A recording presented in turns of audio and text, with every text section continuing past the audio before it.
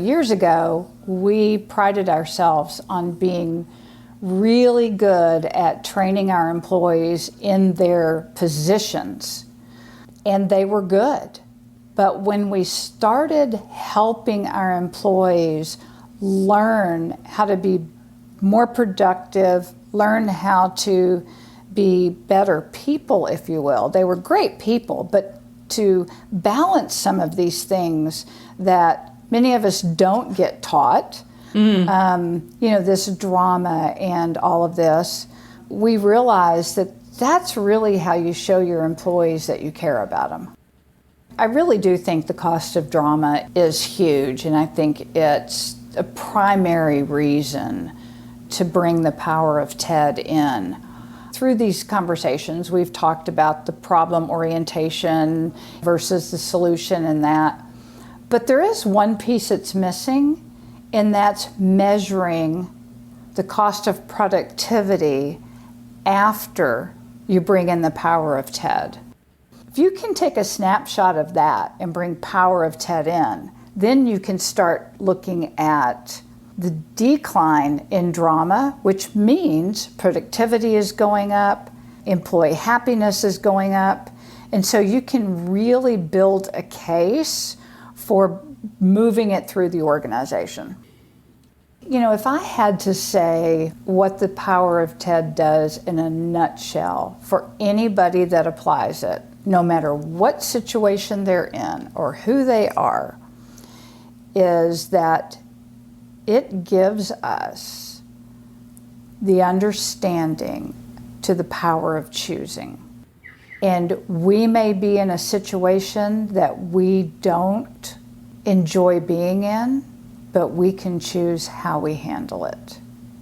And that alone helps us be much happier and much more productive person.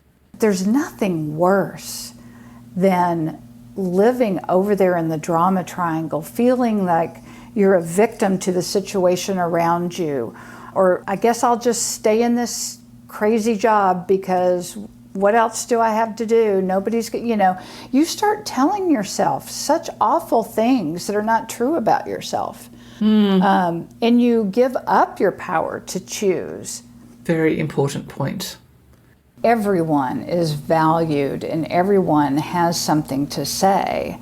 And too many times as leaders, we get so busy, caught up in all the things that we're supposed to be doing or that we put on ourselves, that we stop seeing our employees, our team members, as creators, as somebody that has great input on what they do every day. And so I love what you said. When you can walk into a room and leave the titles behind and everyone feels like they're equal in that moment, that's when you can really have great conversations and really move forward, whether it be a personal group or a business group.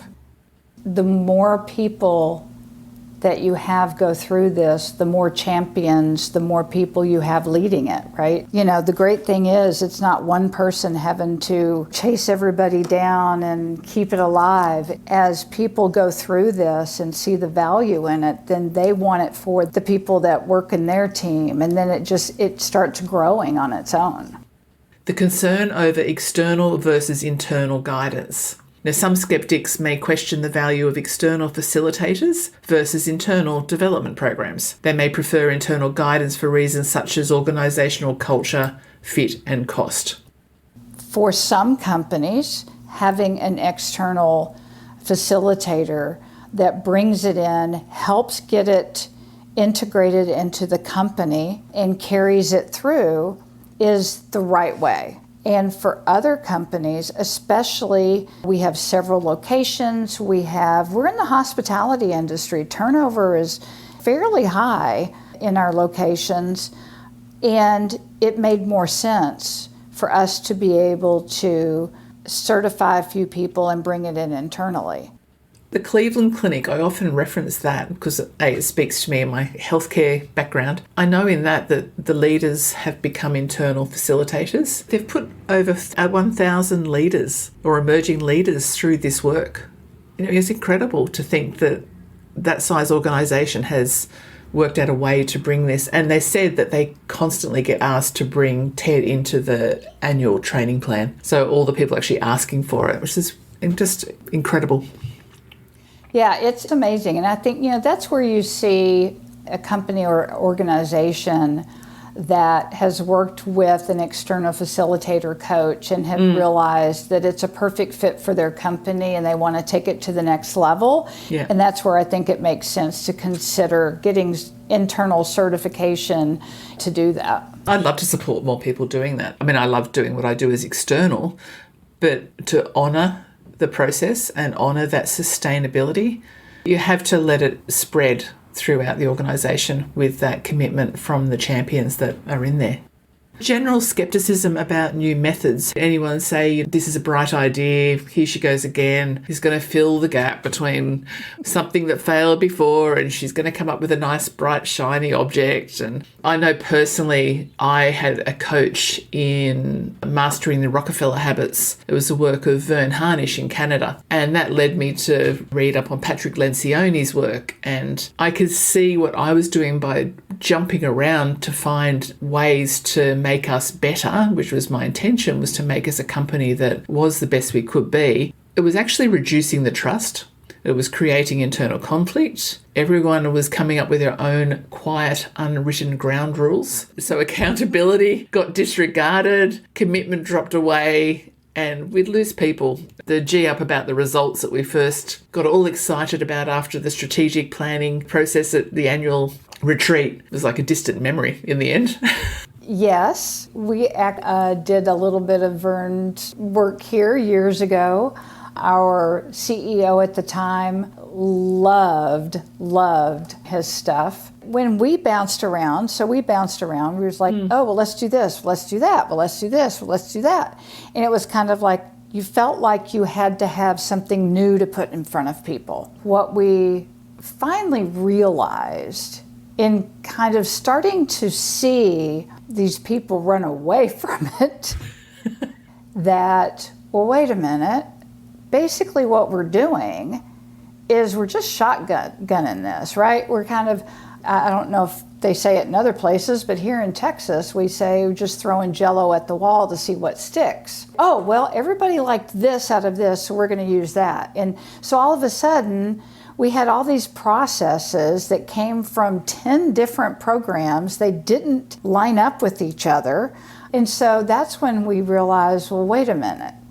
Maybe we need to take something deeper and really have an impact than to just do a whole bunch of stuff. So now, when I talk to other L&D leaders or business leaders and they ask me about it, the first thing I ask them is, do you want to go deep in the learning and drive it all through the company? Or do you want to just try a whole bunch of stuff every year to make it look like you're trying to learn things? And because that's the way our people felt. They felt like we were just throwing stuff out there to just say that we're doing something. Let's talk about long-term behaviour change. So we've talked about cost of drama. We've talked about the increased productivity. Is there a way that we can measure long-term behaviour change? I absolutely think so. One of the things that you can measure is a reduction in HR issues. If you think about when the issues that the HR department will come across their desk from a standpoint of maybe a manager not communicating properly to their employees, or an employee feeling like that they were disregarded on something, those typically will diminish because managers have learned now how to see their employees in a different light and how to communicate with them better, right? So there's that. Turnover should reduce depending on the industry you're in and things like that. But A lot of the data now says that people stay with companies if they're offered additional learning and have opportunities to grow.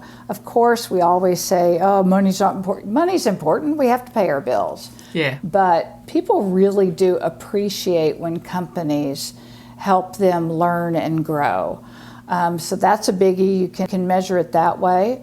There's a lot of different things that you can measure in and around those areas. I really do think HR is a big one, because the cost of HR issues, or the projected cost, can be enormous. And I think that's kind of a red flag as well for people that are looking at, would this be something good for our organization? How many HR issues are you dealing with? Through quality management systems as well, when we have that feedback loop from the customer satisfaction or issues that arise, a lot of it would be referenced back to this. In my case, a nurse going into a hospital, if they had this, that they would actually have shown up to the shift and said, okay, so I'm here, what are we looking to get through this morning for this next 8 hours, and to have actually stepped in there rather than just show up and going, okay, I'm the agency, I can see they don't want me here, because that's how it used to feel to a lot of agency staff, and they'd have to just rattle their way around the edges to try and actually make it through, and then errors can happen, and that can actually impact the outcomes for the patients in the end of the day, or even the patient's family's experience. That real worry of having to watch what's going on, because you're not quite sure that mum or dad are really in safe hands after all, when communication and that alignment isn't there. Yeah, absolutely.